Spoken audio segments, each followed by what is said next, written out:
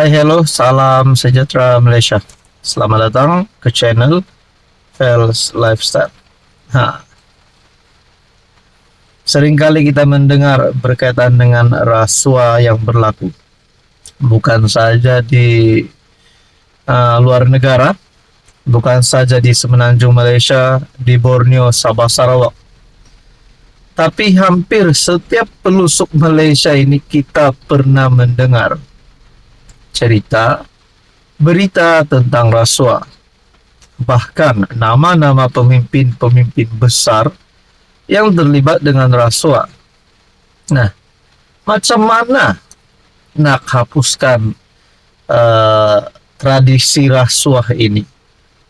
Karena kita dengar, kita sudah dari dulu lagi dengar tentang rasuah. Pemimpin ini rasuah, bermacam-macam lah cerita tentang rasuah. Serbuan dilakukan, uang bertimbun ditemukan, dakwa di sana dituduh, macam-macam lah tentang rasuah. Jadi pada akhirnya baru-baru ini kita digemparkan dengan rasuah 8 adun di Sabah. Tapi saudara-saudara, satu lagi maklumat yang saya terima.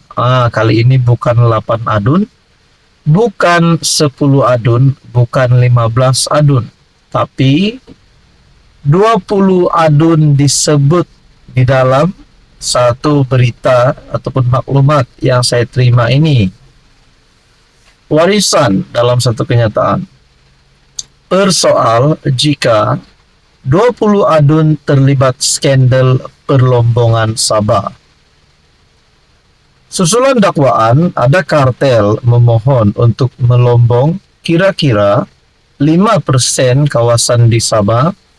Warisan berkata, perkara itu menimbulkan lebih banyak persoalan. Antaranya, jumlah adun yang terlibat dalam skandal berkenaan.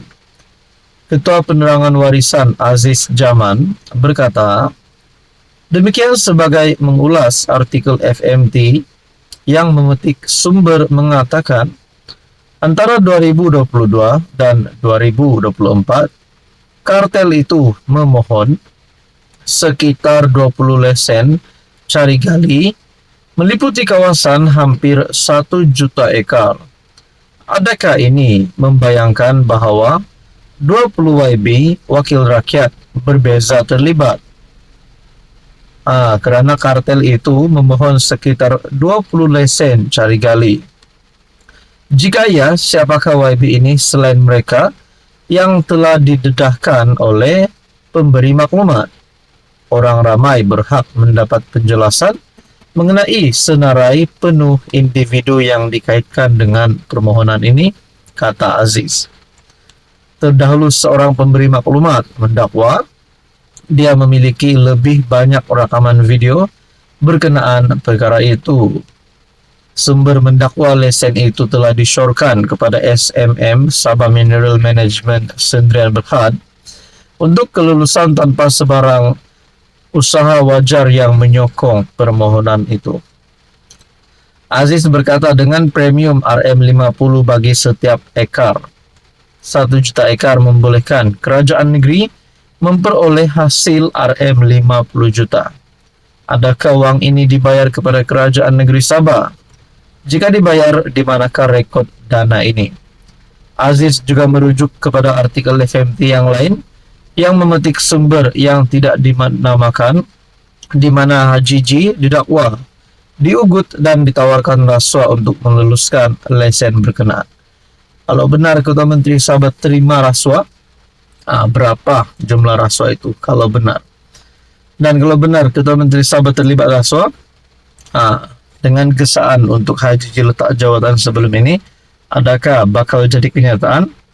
Dan adakah warisan sekali lagi mempunyai harapan yang cerah untuk sekali lagi menjadi kerajaan negeri di Sabah, dengan presidennya mungkin Syafiq Abdal, YB Munira, ataupun mungkin siapa-siapa saja. Nah, saudara-saudara, di dalam politik apa-apapun boleh berlaku. Tapi berkaitan dengan skandal ini, rakyat Sabah perlu tahu perkara yang sebenar. Apa komen Anda? Hai, hello, salam sejahtera Malaysia. saudara-saudara yang saya amat hormati.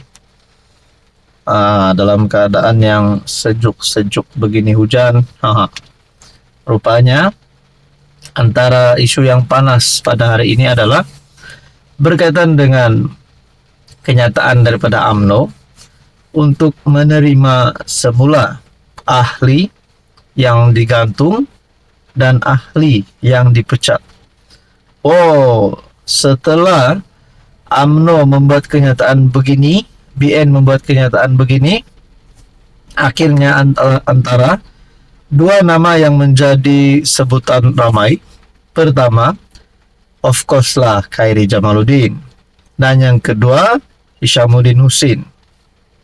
Kedua-dua ini dilihat janggal bila mereka dipecat dan digantung keahlian mereka di dalam kepimpinan UMNO. Sampai penyokong-penyokong ada yang tak puas hati. Karena mereka kata darah Hishamuddin Hussein dan KJ adalah UMNO. Kenapa mereka boleh dipecat? Kenapa mereka boleh digantung? Nah, pada akhirnya saudara-saudara, apa keputusan terkini daripada KJ dan Hishamuddin? Sebelum ini dalam satu tulisan dari Hishamuddin Hussein berkata, cepat-cepat KJ dan Hishamuddin hantar surat permohonan untuk menyertai UMNO semula. Jadi saya rasa begitu juga dengan penyokong KJ dan Hishamuddin rasanya, yang mahu mereka stay ataupun kembali kepada UMNO.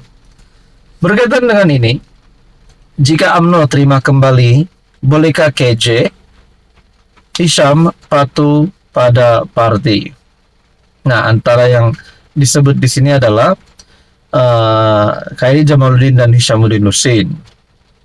Sekiranya mereka patuh semula kepada parti, tidak lagi menjadi terlalu mengkritik Zahid Hamidi seperti mana yang pernah dilakukan KJ sebelum ini, adakah kedua-dua pemimpin ini mempunyai harapan untuk menjadi kepimpinan tertinggi UMNO, menjadi presiden UMNO, timbalan presiden UMNO yang baru?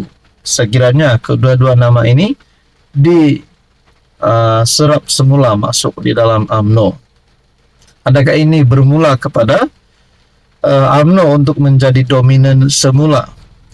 Di dalam tulisan Hishamuddin ada juga berkata, setelah Tajuddin diterima semula masuk UMNO, permulaan kepada UMNO untuk menjadi dominan semula. Apatah lagi kalau Hishamuddin Hussein dan KJ yang memang menjadi sosok pemimpin yang disegani di Malaysia. Saudara-saudara, kalau nak cakap KJ dan Hishamuddin serta EPN, kita belum dengar cerita itu.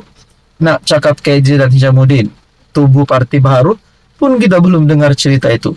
Tapi apa pandangan Anda kalau KJ dan Hishamuddin sertai UMNO semula dan mungkin terus diserap menjadi menteri di dalam kabinet kerajaan perpaduan?